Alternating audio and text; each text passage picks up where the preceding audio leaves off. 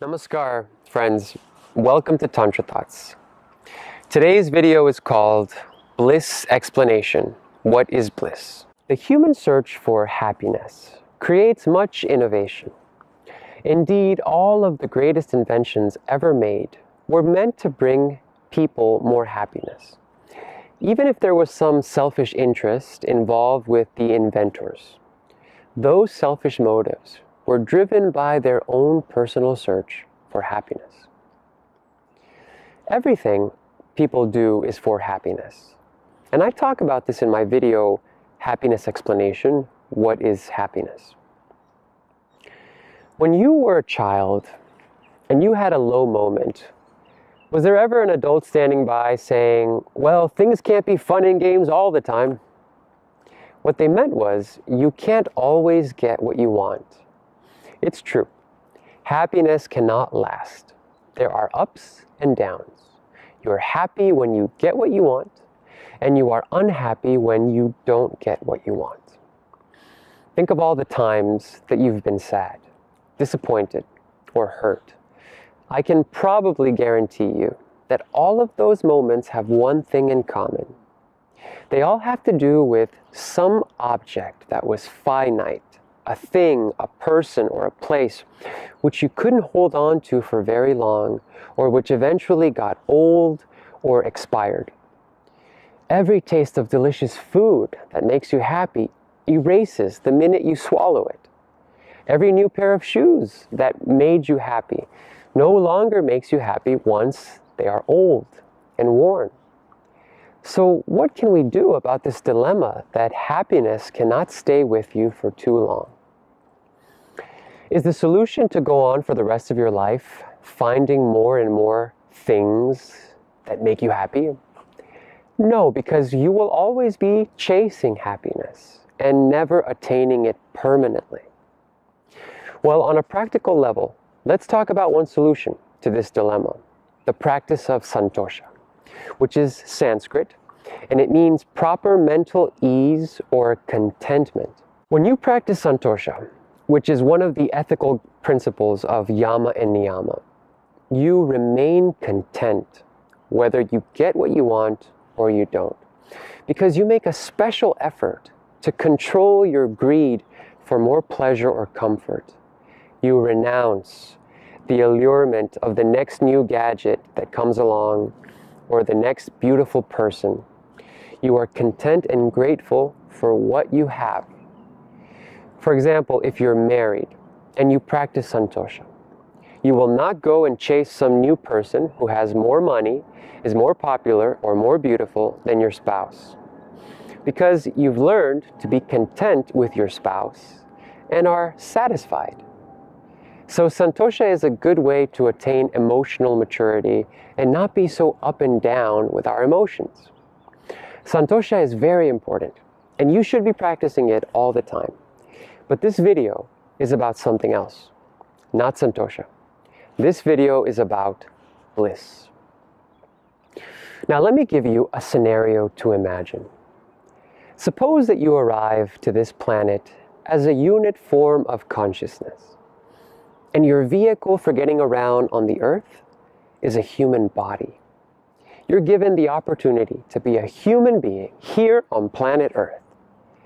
Soon you start to notice that the human beings on this planet don't graze on food all day long like some of the other beings. You realize fast that there's more to human existence than just eating, sleeping, procreating, and avoiding predators. The human beings are lucky because their body allows them to experience much joy. In fact, one of the human beings, Anthony Bourdain, a famous chef who in the end committed suicide, said, "The human body is not a temple, it is an amusement park." Now, of course, the Tantric yogis don't agree with that 100%. They see the human body more like a machine, and yes, in some ways like a temple, because the body is the vehicle for spiritual development. However, more precisely, the body is a machine that requires fuel, maintenance, rest, and will wear out and will eventually break down. But you follow Bourdain's words and you begin to have a lot of fun with your new body by exploring sensual pleasures that involve touch, sound, smell, taste, and sight. Remember the movie Meet Joe Black about death incarnating into a human body? Joe Black is played by Brad Pitt, and he's actually death, and very innocently wants to experience the pleasures of the human senses. So he eats a pear, tastes the sweet juice, and is overwhelmed by all of the ways he can indulge his senses. So like that, you go on experiencing the senses. Now you start to notice that there are different forms of getting pleasure on this planet. Some are more crude than others. You can, for example, get pleasure from watching the sunset, or helping a person in need, or you could also get pleasure from eating the flesh of animals or watching pornography. After indulging in all sorts of pleasures, you wear yourself out. And in time, you become more sophisticated. And you start to desire more pure forms of joy, the more subtle and simple ones that actually bring the greatest joy. So you decide to seek a teacher, a guru in fact, who can help you find the purest form of joy possible. So the guru explains how pleasure and joy works.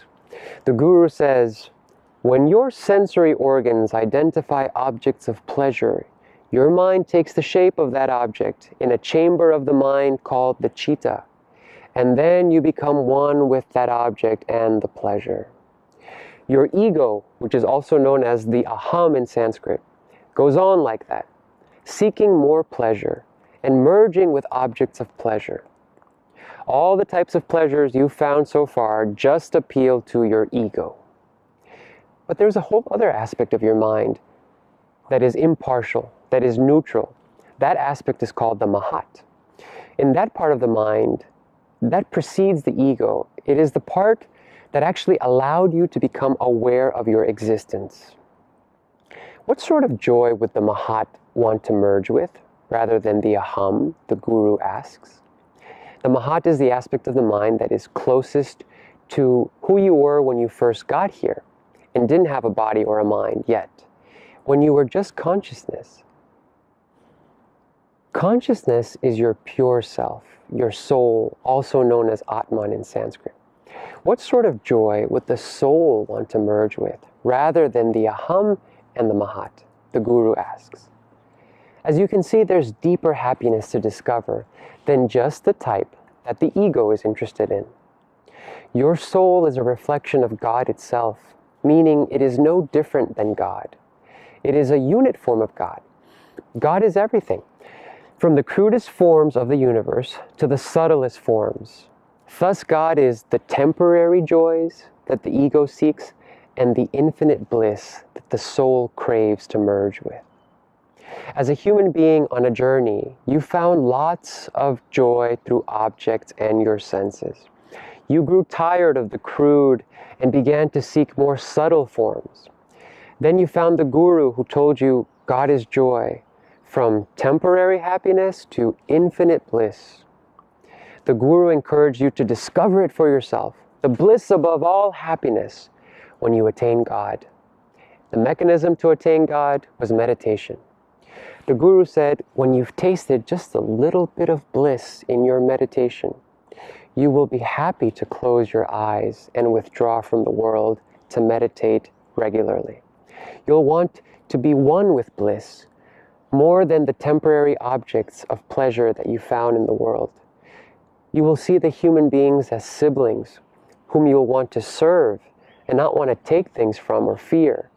Nothing that they have that is physical will you look at with envy anymore, because you've tasted bliss. Now I have a message for you. This tantric path that you're on, now that you watch my channel, is the path of bliss. The path is there now. You just have to keep walking it. Take the next step and contact me to learn how to meditate. I teach meditation for free. thank you for watching my channel. Don't forget to subscribe on YouTube and follow me on Facebook, Twitter, and Instagram, and like this video. Also visit my website, tantrathoughts.com, to try my self-study meditation program, or visit me so I can teach you in person in the Washington, D.C. area. And if you're there, come join my community, the Vistara Circle, for a nice gathering of yoga and meditation. Namaskar.